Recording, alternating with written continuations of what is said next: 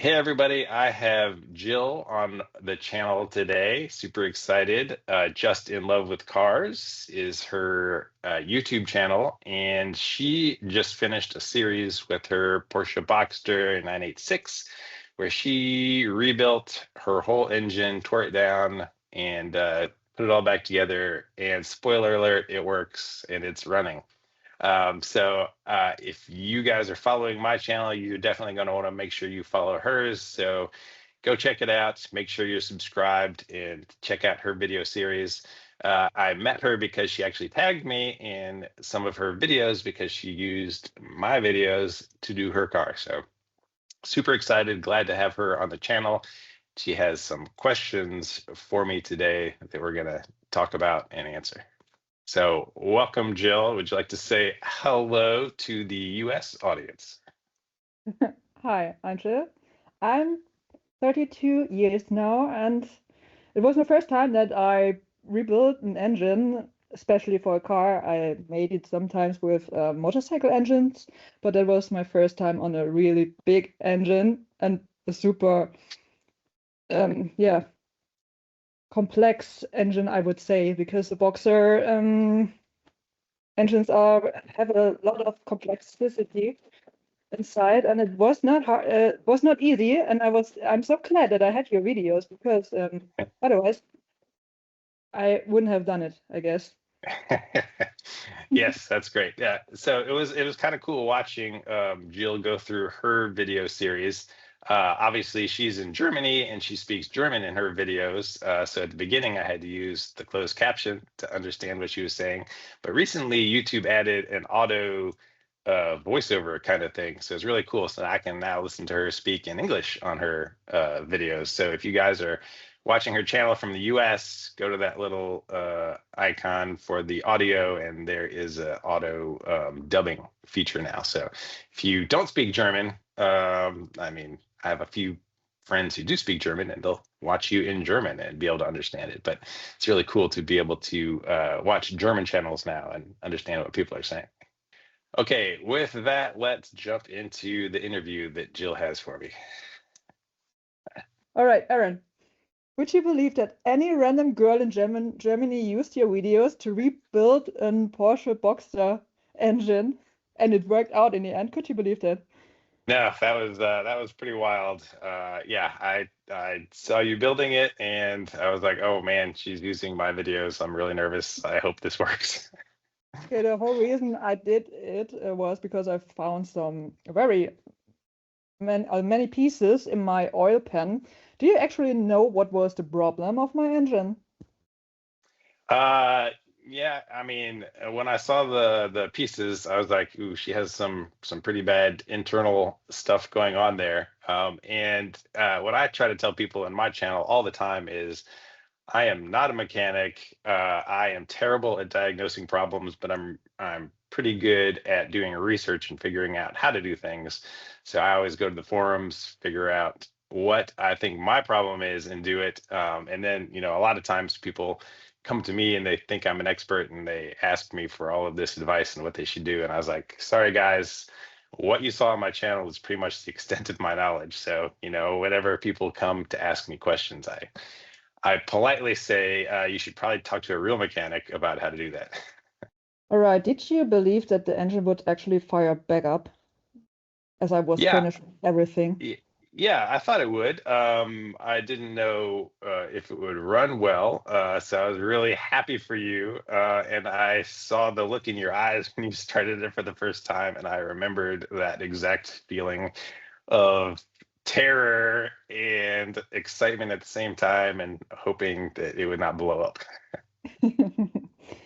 Yeah, I didn't replace all the parts. I didn't replace the pistons, not the camshaft, no, not the valve springs, or even the valves. Every time I sit in my car, my ears are so sensitive because, oh, there's a strange noise. Yes, yes. Anybody that rebuilds their engine is gonna hear that. They're like, I don't remember if it sounded like this before because you didn't really pay attention. You just assumed that it was good and everything worked. And now you're like, is that a ticking noise that's bad or has it always done that? Yeah. So, I mean, I watch your videos, but I did it my own way. So, what do you think about how I built up my engine? Because it was like a Neanderthaler way, I would say. Yeah, I was super impressed with what you accomplished and the tools you had, because you didn't even have an engine stand, and when you had it up in the attic and you were working on it, I was like, oh my gosh, like how is she even going to get this down? So yeah, you came up with some very creative ways to do things, and I don't. There's a lot of people that say that this is the right way, and people, I'm sure you will get the same thing. Comment on your videos like, "Oh, you did this wrong. Like you have to do it this way." And I tell people that there's always lots of different ways to do it, and often they all work. Sometimes there's wrong ways that will be bad, but yeah, it was really cool seeing you go about it differently than me. Now, the crazy thing is, I have never done this before. I mean, yes, with motorcycle engines, but never on a car engine. Would you say that everybody that has no clue with engines, that they can use your videos and it will work in the end? Yes, I mean you're a good proof of that, I guess, because if you did it and it worked, then I have a lot more confidence in my videos than I did before. But like you, I had never done it before. This was the very first engine that I had ever built, so it was a little daunting. And like if somebody had asked me how engines work before I did this, like I mean, I have a general idea, but I don't even know a lot of that stuff. But by using other good guides that were out there, I tried to make the most comprehensive, at least the most comprehensive free video series that anybody can use and watch to do it themselves. I also didn't have an angle torque wrench. So, what do you think about my idea with the smartphone and a compass That was and the awesome. torque wrench? I was very impressed with that. Yeah, so you'll have to insert a clip here of you doing that, because when I saw that, I was like, oh, well, I guess that's one way to do it. Yeah, that's very creative. And I'm sure it's going to work. A lot of people that I see don't even use torque wrenches and stuff at all. So I was like, oh, well, it's Oh, better okay. than nothing. Would you say in the US it's easier to do such projects because of maybe the community knowledge, because maybe the US is more like do it yourself, or there are forums where you can ask your questions, or even that the manuals are free to get? Because I had problems to get any torque informations about the engine, and even Uh-huh. the Porsche Centrum, the Porsche dealer didn't want to give me some informations, not Sure. even torque. Yeah.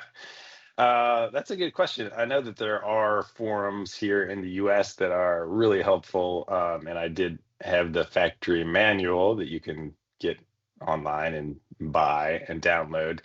And then I also had a book that you'll see in my video series that I use that has all of the torque values that somebody else went through and put that book together and sells them. So I can put a link to that in the description if anybody wants to get that book. It's super helpful, obviously, if you're going to build the engine. I tried to include all of the torque specs that I was using, but there are different variants of the engine that are slightly different.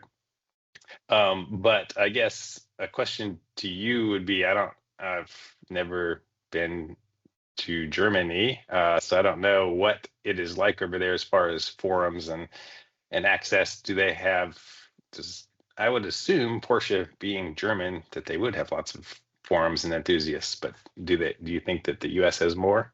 I think the Americans have a different mentality to just do it. I Ah, f- So I can imagine, because I think Germans are always afraid of everything, so everything yeah, new. And yeah. I had a lot of people around me that told me, just quit it. Don't do that. Don't ever get the engine out of the Yeah, car. So it won't the, work. So the that's German everything I heard. engineers are much smarter than you, so don't try to to figure it out. Is that? So I think there's a different mentality in America, I would say. I mean, I went to America just once, but yeah. I was very comfortable there. And I also visited a workshop in San Francisco. It was pretty cool because it was an old workshop with Porsche, Mercedes, and all the German stuff. Yeah, it was a little bit, I don't know, not so stiff like in Germany. And the manuals, I downloaded was also, they were also from America. I didn't find anything in Germany like that. Yeah, interesting. Yeah, because my theory, people are all my friends and stuff didn't know that I'm not a mechanic, are very surprised usually when I do these things, and they're so impressed with it. And I was like, I mean, it's just, assembling parts essentially. So like, if other people can do it, why can't I do it? And if I mess something up and break it, I take it to a real mechanic, which would be what I have to do anyway. So the worst case scenario is I learn a little bit, screw something up, and take it to somebody that knows what they're doing. So the last question is actually, what's the difference between the costs of the parts in Germany versus the US? I just sent you my list of my parts and what they cost. So you can maybe just make a little comparison.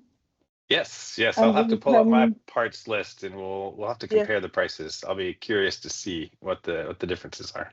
yeah. So I paid about 8,000 euros just for the parts, and I think it's a little bit more than 9,000 US dollars Okay. when you just yeah. I'm sure that I bought a lot more parts because most of the parts I did not reuse, Yes, and I I think know. mine was somewhere between 17 to 20,000 US dollars. So Oh, no way. yeah, No, that's not, yeah, it's more than the worth of my car. yeah, yes. So well, this was on a 911, so it Yeah, was worth a little more. So I got the value back out of it when I sold it, and I yeah. also rebuilt the engine on a Cayman S987, and I did a lot uh, more custom and expensive stuff and headwork and things like that on that car.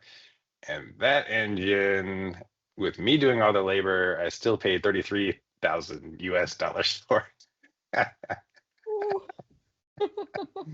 So yeah, it's my dedicated track car, and I wanted to keep it. So we'll see. I All don't know if right. it was worth it, but I got to make a lot of cool content out of it. So hopefully that'll pay for a little bit of it. Yeah, and I did not even want to spend money on the motor stand, engine stand because it's about 600 euros, I guess. Yeah, and I guess that didn't even include all of the tools and engine stands and stuff like that that I had already purchased. Yes, yes. So, It's, but it's now a all my lot. friends really like it because I can Yeah, lend it to them. I can imagine. I would visit you as well with my problem. Yeah, there's two people already in line to borrow my engine stands. Oh, fine. Yeah, it's a lot easier when you have the right tools to do that. Absolutely, that Because makes a huge difference. Yeah, I was very frustrated sometimes. yeah.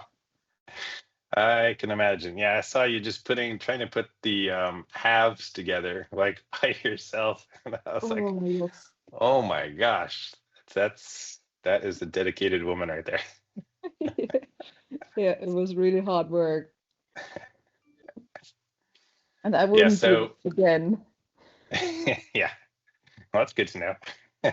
So be forewarned that if you want to do this, now you know what you're in for. So yeah, it was really cool to see somebody else doing it. And so thank you very much for making the content, because I obviously know how hard it is to film and do that work at the same time. So Yes. I appreciate that.